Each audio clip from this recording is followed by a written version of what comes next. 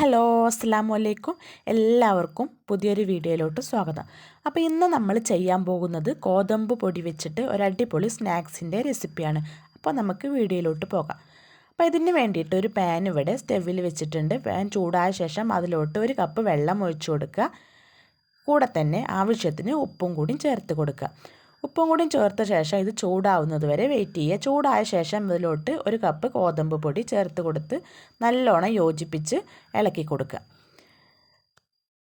പൊടി ചൂടുവെള്ളത്തിലിട്ടതിന് ശേഷം തീയൊന്ന് ലോ ഫ്ലെയിമിലാക്കാൻ വേണ്ടിയിട്ട് ശ്രദ്ധിക്കണം കേട്ടോ. ഇപ്പോൾ ഇവിടെ പൊടിയും വെള്ളമൊക്കെ ആയിട്ട് നല്ലോണം യോജിച്ച് വന്നിട്ടുണ്ട്. ഇനി നമുക്ക് തീ ഓഫ് ചെയ്തിട്ട് ഒരു 10 മിനിറ്റ് ഇതൊന്ന് മാറ്റി വെക്കാം. ഒന്ന് തണുക്കുന്നത് വരെ ഒന്ന് മാറ്റി വെക്കാം. ഈ ഒരു സമയം കൊണ്ട് നമുക്ക് ഇതിലോട്ടുള്ളൊരു മിക്സ് കൂടി റെഡിയാക്കി എടുക്കാം.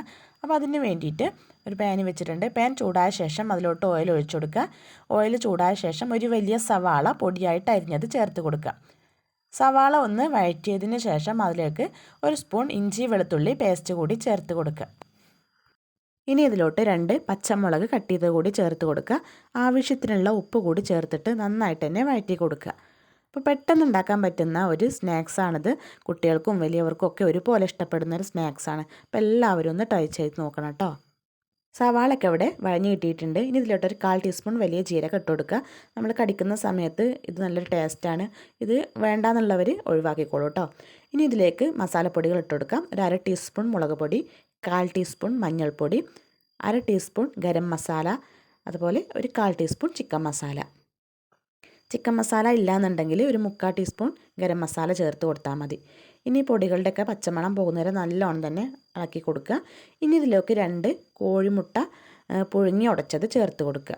അപ്പോൾ കോഴിമുട്ട ഇഷ്ടമില്ലാത്തവരുണ്ടെങ്കിൽ അതിന് പകരമായിട്ട് പൊട്ടാറ്റോ പുഴുങ്ങിയിട്ട് ഉടച്ച് ചേർത്ത് കൊടുത്താൽ മതി കേട്ടോ.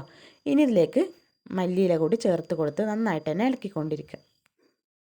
ഈ ഒരു സമയത്ത് ഉപ്പിൻ്റെയൊക്കെ പാകം നോക്കി ഉപ്പില്ലെങ്കിൽ ആവശ്യത്തിന് ഉപ്പ് കൂടി ചേർത്ത് കൊടുക്കുക. അപ്പം നമ്മുടെ മിക്സ് ഇവിടെ റെഡി ആയിട്ടുണ്ട്. ഈ ഒരു പാകം കേട്ടോ ഇതിന് വേണ്ടത്. ഈ ഒരു ഫില്ലിങ് ചേർത്തിട്ടാണ് നമ്മുടെ സ്നാക്സ് ഇവിടെ റെഡിയാക്കുന്നത്. അപ്പോൾ നമുക്കിനി സ്റ്റവ് ഓഫ് ചെയ്യാം. അപ്പോൾ നമ്മളിവിടെ നേരത്തെ തയ്യാറാക്കി വെച്ച ഗോതമ്പ് മാവ് ഇപ്പോൾ നല്ലോണം തണുത്തിട്ടുണ്ട്. ഇനി അത് നമുക്കൊരു മറ്റൊരു പാത്രത്തിലോട്ടായിട്ട് മാറ്റാം. ഇനി നമുക്ക് നന്നായിട്ട് തന്നെ കുഴച്ചെടുക്കാം കേട്ടോ. കൂടുതൽ ടൈമൊന്നും കുഴച്ചെടുക്കണ്ട, 1 മിനിറ്റ് തന്നെ മതിയാവും. അപ്പോൾ ഈ ഒരു മാവ് നല്ലോണം സ്റ്റിക്കി ആയിട്ടുള്ളൊരു മാവ് കൂടിയാണ്. അപ്പോൾ പെട്ടെന്ന് തന്നെ കുഴഞ്ഞ് കിട്ടുകയും ചെയ്യും. ഇനി ഇതിൽ നിന്ന് ഓരോ ഉരുളകളാക്കി എടുത്ത് നമുക്ക് ഇതുപോലെ ഗോതമ്പ് പൊടിയിൽ ഒന്ന് ഉരുട്ടിയെടുക്കുക. അതിനുശേഷം കൈ വെച്ചിട്ട് ഇതുപോലെ തന്നെ ഇങ്ങനെ പരത്തിയെടുക്കുക. നല്ലോണം നൈസായിട്ട് പരത്തണമെന്നൊന്നുമില്ല, അത്യാവശ്യം ഒരു കട്ടിയൊക്കെ ഉണ്ടായിക്കോട്ടെ. ഇനി ഇതിനെ ഇതുപോലെ നിറയെ ഹോൾസുള്ള നമ്മുടെ വീട്ടിലെ ചോറ് വാർക്കുന്ന പാത്രമോ അല്ലെങ്കിൽ സ്ട്രീമറോ ഏതിൻ്റെയും മുകളിൽ വെച്ചിട്ട് ഇതുപോലെ ഇങ്ങനെ പ്രസ് ചെയ്ത് കൊടുക്കുക. നല്ല ശക്തിയായിട്ട് പ്രസ് ചെയ്യേണ്ട, അപ്പോൾ ഇതുമേ ഒട്ടി പിടിക്കുള്ളൂ, അപ്പോൾ എടുക്കാൻ ബുദ്ധിമുട്ടാവും. ഇനി ഇതിനെ പതുക്കെ നൈസായിട്ട് ഇതിനെ ഇങ്ങോട്ട് ഇതിൽ നിന്ന് അടർത്തി മാറ്റുക. അപ്പോൾ ഇതിൽ കാണുന്നത് പോലെ ഈ ഒരു ഷേപ്പ് കിട്ടാൻ വേണ്ടിയിട്ട് മാത്രം കേട്ടോ നമ്മൾ ഇതുപോലെ ചെയ്യുന്നത്. അപ്പോൾ നിങ്ങൾക്ക് ഇങ്ങനെ ഷേപ്പ് വേണമെന്നില്ലെങ്കിൽ ഈ ഒരു ഭാഗം നിങ്ങൾക്ക് സ്കിപ്പ് ചെയ്യാം. അപ്പോൾ ഇനി ബാക്കിയുള്ളത് കൂടി നമുക്ക് ഇതുപോലെ തന്നെ പ്രസ് ചെയ്തെടുക്കാം. അപ്പോൾ നമ്മൾ ഫുള്ളും കൈ വെച്ച് ചെയ്യണമെന്നില്ല, ചപ്പാത്തി കോലിൽ വെച്ചിട്ടും ഇതിനെ പരത്തിയെടുക്കാം കേട്ടോ. അപ്പോൾ നമ്മൾ ഈ ഒരു ആകൃതി കിട്ടാൻ വേണ്ടി മാത്രമാണ് ഇതുപോലെ പ്രസ് ചെയ്തെടുക്കുന്നത്. അപ്പോൾ ആ ഒരു ആകൃതി വേണ്ടാന്നുണ്ടെങ്കിൽ നിങ്ങളതൊന്ന് സ്കിപ്പ് ചെയ്തോളൂ കേട്ടോ.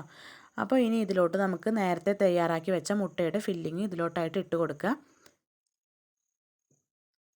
അതിനുശേഷം ഇതിൻ്റെ 2 സൈഡും നമുക്കിതൊന്ന് ഒട്ടിച്ചെടുക്കാം. ഇതുപോലെ തന്നെ ബാക്കിയുള്ളതെല്ലാം ഇതുപോലെ നമുക്ക് ചെയ്തെടുക്കാം കേട്ടോ. അപ്പോൾ ഇതുപോലെ എല്ലാം ഞാനിവിടെ ചെയ്തെടുത്തിട്ടുണ്ട്. ഇനി നമുക്കിതൊന്ന് ഫ്രൈ ചെയ്തെടുക്കണം കേട്ടോ. അപ്പോൾ അതിന് വേണ്ടിയിട്ട് ഒരു പാൻ വെച്ചിട്ടുണ്ട്. പാൻ ചൂടായ ശേഷം ഇതിലോട്ട് ഓയിൽ ഒഴിച്ചു കൊടുക്കുക.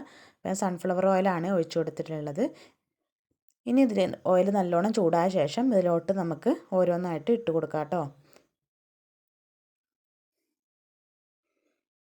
നമുക്ക് തീ കുറച്ച് വെച്ചാലും കുഴപ്പമൊന്നുമില്ല. ഇത് തിരിച്ചും മറിച്ചൊക്കെ ഇട്ടിട്ട് നന്നായിട്ട് തന്നെ ഇതുപോലെ ഈ ഒരു കളർ ബ്രൗൺ കളർ ആവുന്നത് വരെ നമുക്ക് വറുത്തെടുക്കാം. അപ്പോൾ അതിവിടെ റെഡി ആയിട്ടുണ്ട്. നമുക്കിതിനെ കോരിയെടുക്കാം. ഇനി ബാക്കിയുള്ളതും കൂടി ഈ ഒരു രീതിയിൽ തന്നെ നമുക്ക് ഫ്രൈ ചെയ്തെടുക്കാം കേട്ടോ.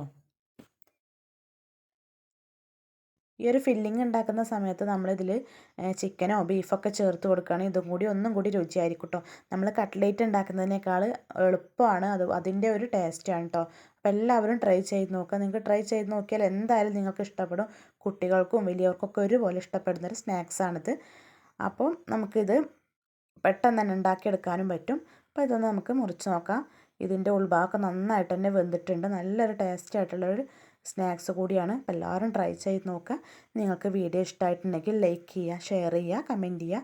നിങ്ങളിതുവരെ സബ്സ്ക്രൈബ് ചെയ്യാതെയാണ് ഈ വീഡിയോ കാണുന്നതെങ്കിൽ തീർച്ചയായിട്ടും സബ്സ്ക്രൈബ് ചെയ്യുക. അടുത്തുള്ള ബെല്ലൈക്കൺ ഓളഞ്ഞു കൊടുക്കുക. അപ്പോൾ ഇനി അടുത്തൊരു വീഡിയോയുമായിട്ട് വീണ്ടും വരാം. ഇൻഷാ അല്ലാഹ്. അസ്സലാമു അലൈക്കും.